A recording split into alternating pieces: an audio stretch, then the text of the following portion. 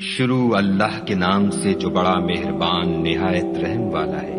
تارے کی قسم جب غائب ہونے لگی کہ تمہارے رفیق محمد صلی اللہ علیہ وآلہ وسلم نہ رستہ بھولے ہیں نہ بھٹکے اور نہ خواہش نفس سے منہ سے بات نکالتے ہیں۔ یہ قرآن تو حکم خدا ہے جو ان کی طرف بھیجا جاتا ہے۔ ان کو نہایت قوت والے نے سکھایا، یعنی جبرائیل طاقتور نے۔ پھر وہ پورے نظر آئے اور وہ آسمان کے اونچے کنارے میں تھے، پھر قریب ہوئے اور آگے بڑھے تو 2 کمان کے فاصلے پر یا اس سے بھی کم۔ پھر خدا نے اپنے بندے کی طرف جو بھیجا سو بھیجا۔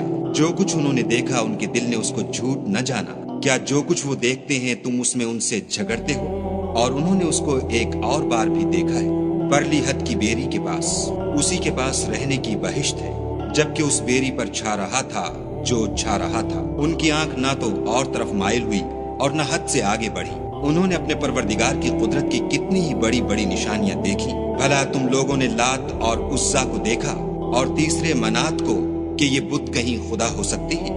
مشرکو، کیا تمہارے لیے تو بیٹے اور خدا کے لیے بیٹیاں؟ یہ تقسیم تو بہت بے انصافی کی ہے۔ وہ تو صرف نام ہی نام ہے جو تم نے اور تمہارے باپ دادا نے گھڑ لیے ہیں۔ خدا نے تو ان کی کوئی سند نازل نہیں کی۔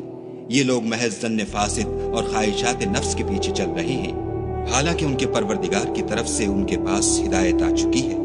کیا جس چیز کی انسان آرزو کرتا ہے وہ اسے ضرور ملتی ہے؟ آخرت اور دنیا تو خدا ہی کے ہاتھ میں ہے، اور آسمانوں میں بہت سے فرشتے ہیں جن کی سفارش کچھ بھی فائدہ نہیں دیتی مگر اس وقت کہ خدا جس کے لیے چاہے اجازت بخشے اور سفارش پسند کرے۔ جو لوگ آخرت پر ایمان نہیں لاتے وہ فرشتوں کو خدا کی لڑکیوں کے نام سے موسوم کرتے ہیں، حالانکہ ان کو اس کی کچھ خبر نہیں۔ وہ صرف ظن پر چلتے ہیں اور ظن یقین کے مقابلے میں کچھ کام نہیں آتا۔ تو جو ہماری یاد سے روگردانی کرے اور صرف دنیا ہی کی زندگی کا خواہاں ہو اس سے تم بھی منہ پھیر لو۔ ان کے علم کی یہی انتہا ہے۔ تمہارا پروردگار اس کو بھی خوب جانتا ہے جو اس کے رستے سے بھٹک گیا، اور اس سے بھی خوب واقف ہے جو رستے پر چلا۔ اور جو کچھ آسمانوں میں ہے اور جو کچھ زمین میں ہے سب خدا ہی کا ہے، اور اس نے خلقت کو اس لیے پیدا کیا ہے کہ جن لوگوں نے برے کام کیے ان کو ان کے اعمال کا برا بدلہ دے، اور جنہوں نے نیکیاں کی ان کو نیک بدلہ دے۔ جو صغیرہ گناہوں کے سوا بڑے بڑے گناہوں اور بے حیائی کی باتوں سے اجتناب کرتے ہیں، بے شک تمہارا پروردگار بڑی بخشش والا ہے۔ وہ تم کو خوب جانتا ہے۔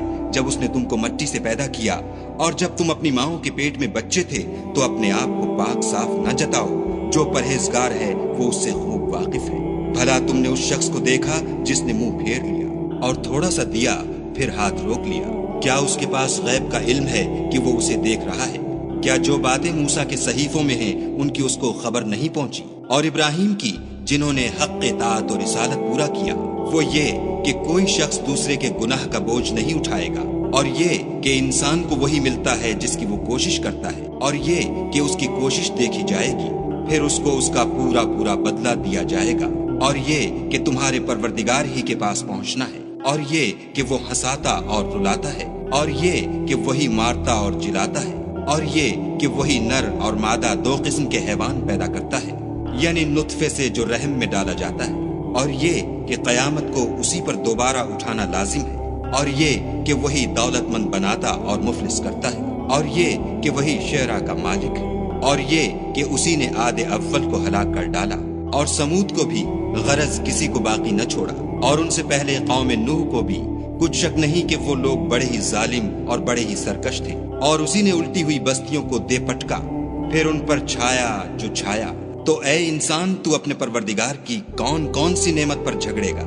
یہ محمد صلی اللہ علیہ وآلہ وسلم بھی اگلے ڈر سنانے والوں میں سے ایک ڈر سنانے والے ہیں۔ آنے والی یعنی قیامت قریب آ پہنچی۔ اس دن کی تکلیفوں کو خدا کے سوا کوئی دور نہیں کر سکے گا۔ اے منکرین خدا، کیا تم اس کلام سے تعجب کرتے ہو اور ہنستے ہو اور روتے نہیں، اور تم غفلت میں پڑ رہے ہو؟ تو خدا کے آگے سجدہ کرو اور اسی کی عبادت کرو۔